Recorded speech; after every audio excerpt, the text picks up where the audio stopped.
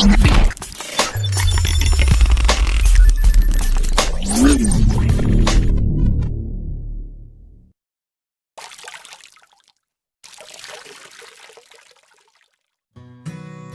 kawan, balik lagi bersama saya Made Tutorial. Kalau mau bisa harus berani mencoba.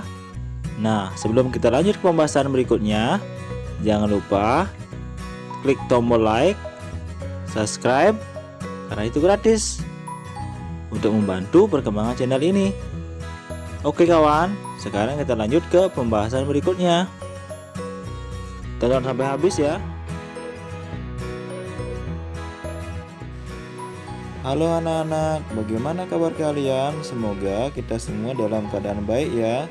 Nah, pada pertemuan kali ini kita akan membahas tentang seni patung. Adapun peta konsepnya adalah sebagai berikut.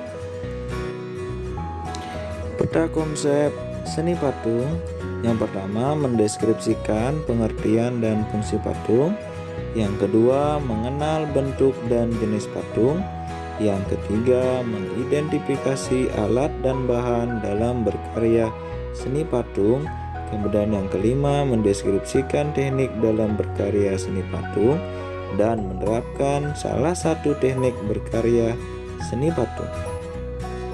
Nah, itu tadi peta konsep dari seni patung yang akan kita pelajari pada pertemuan kali ini. Coba perhatikan gambar patung berikut ini.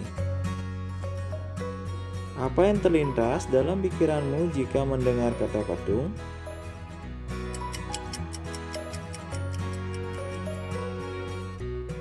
Ya, betul sekali. Patung adalah karya 3 dimensi yang biasanya terbuat dari bahan yang keras dan biasanya harganya cukup mahal agar bertahan semakin.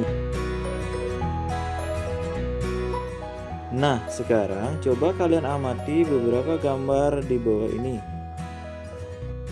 Nah, apa saja sih bahan, sejarah, dan fungsi patung tersebut? Silakan kalian buat deskripsi singkat dan kalian tulis pada kolom komentar. Jangan lupa sertakan nama, nomor, dan kelas kalian ya, yang nanti Bapak akan nilai pada akhir pelajaran. Pengertian seni patung. Seni patung adalah sebuah tipe karya 3 dimensi yang bentuknya dibuat dengan metode subtraktif atau mengurangi bahan seperti memotong, menata, atau aditif yang artinya membuat model lebih dulu seperti mengecor atau mencetak. Tradisi membuat patung di Indonesia sudah dikenal pada masa prasejarah, yaitu pada masa kerajaan Hindu-Buddha.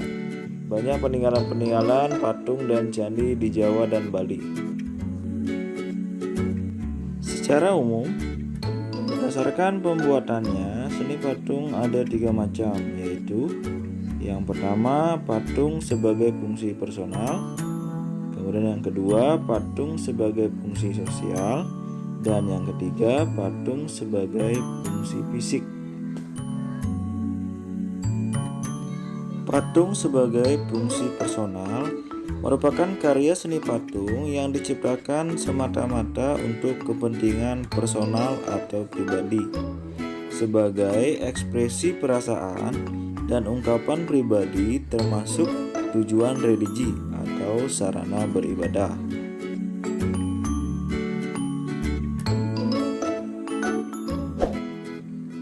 Kemudian yang kedua, patung sebagai fungsi sosial merupakan patung yang diciptakan untuk memperingati suatu peristiwa yang bersejarah, untuk mengenang jasa pahlawan besar dalam suatu bangsa. Nah, biasanya ini patungnya berupa patung monumen atau patung pahlawan.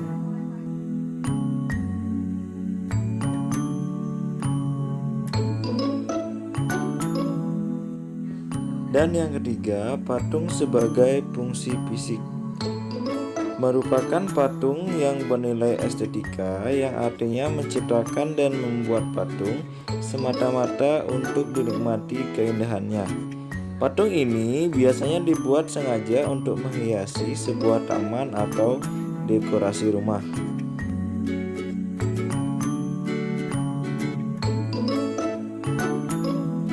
Sekarang kita lanjutkan bentuk dan jenis patung.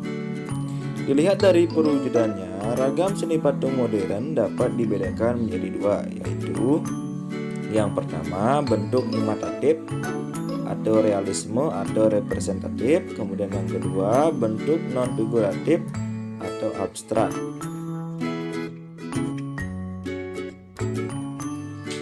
Bentuk imitatif atau realisme merupakan tiruan dari bentuk alam seperti manusia, hewan, dan tumbuhan.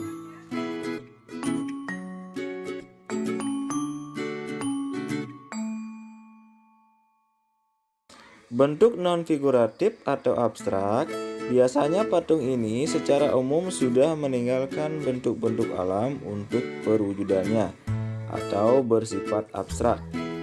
Patung yang tidak menampilkan bentuk umum yang dikenal dengan bentuk-bentuk yang ada di alam. Berikut contoh dari bentuk non-figuratif.